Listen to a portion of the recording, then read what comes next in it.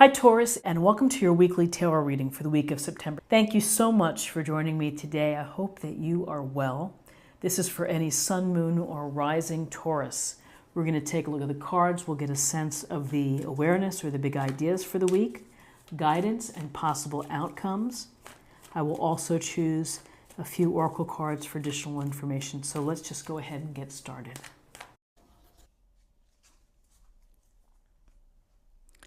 Okay, so we have the Ace of Pentacles, we have Temperance, Major Arcana, and we have the Six of Cups. So the Ace of Pentacles is one of the most glorious cards in all of tarot because it speaks to abundance in all areas of your life, the potential of having abundance and prosperity. And prosperity and abundance in all areas, spiritually, relationship-wise, career-wise, financially. And it's the gift or blessing from the universe. But, it's not a gimme, as we would say in golf. We would say that it's going to take an effort on your part. And so it's the effort of being pragmatic, of using common sense, of making a plan for you and nurturing your ideas in order to build abundance within your life. So making good connections for your career, finding good people to help manage your money or help you invest, doing things that are wise and prudent with respect to your budget. So there's a lot from your end that if you are pragmatic, if you are slow and steady wins the race, that ultimately you can have prosperity within your life. It truly is, again, a gift or blessing from the universe because it's telling you what can be. And so here's this beautiful, beautiful illustration with the giant pentacle and the abundance around it. So on a literal level, sometimes when the Ace of Pentacles turns up in a reading, it can suggest an unexpected windfall. Money coming to you that was unexpected. It could be a tiny amount, it could be something more significant. So the possibility exists. So then with this idea of being pragmatic, nurturing your plans, your ideas, your purpose in trying to build a secure foundation and stability with your resources. Here's Temperance, and Temperance is it's really about integration, and it's about blending everything together for just the right mix. And so often when we think of temperance, we're thinking of being moderate, of not overdoing it, of not allowing ourselves to get into an extreme situation. And sometimes life isn't perfect, and maybe we go out and we celebrate and we overdo it. And then the next day we might pay for it. So, yes, our balance was knocked out of whack. So we have to be mindful of how we treat our bodies, how we treat our spirit, how we treat our emotional self, and we have to do whatever it takes to maintain equilibrium.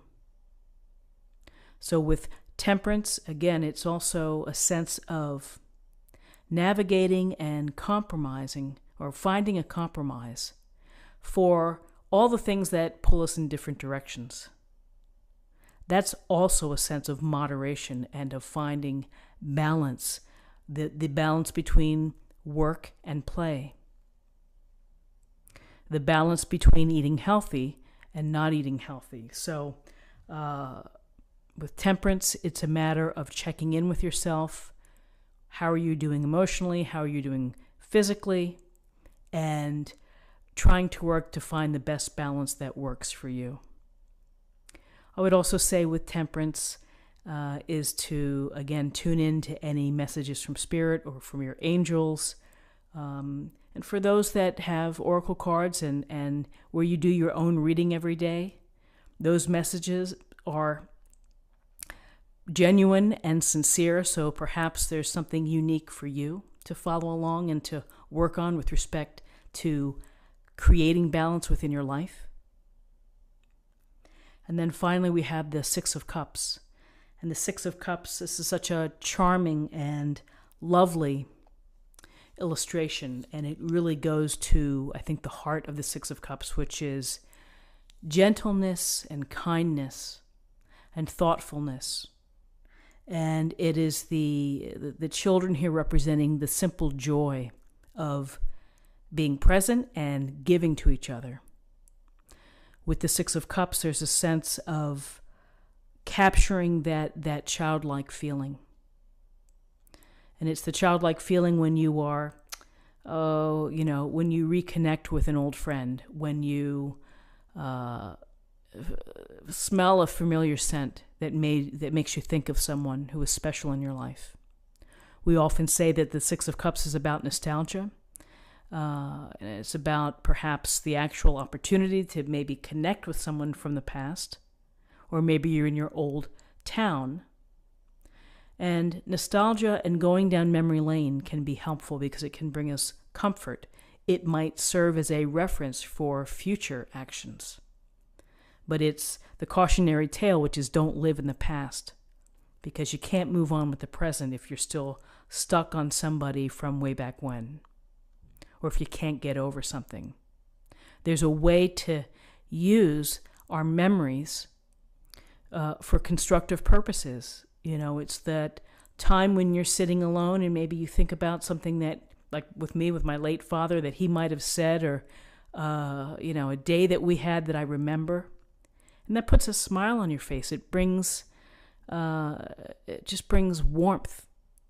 And so when I think of the Six of Cups, I think of this opportunity to have that sweet smile from a wonderful memory, or to connect with someone and to catch up and to have that lift to your spirit when you're able to do so.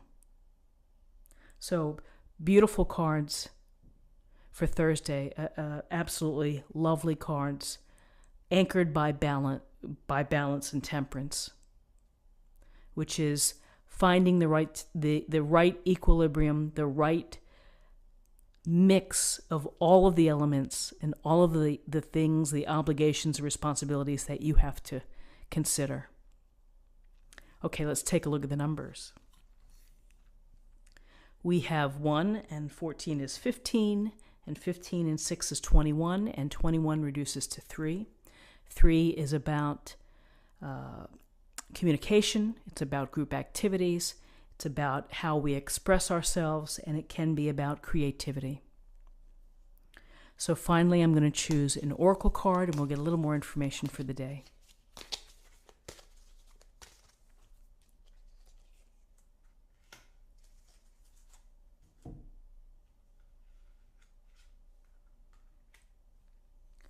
Night Wind. Okay. Facing fear, subconscious release, and healing. Facing fears, subconscious release, and healing. So what strikes me with this card is the thought of subconscious release. So if you are having dreams that keep popping up, perhaps to write them down, perhaps to talk to a friend about what you're having in your dreams. That's one way to release it, is to communicate about it.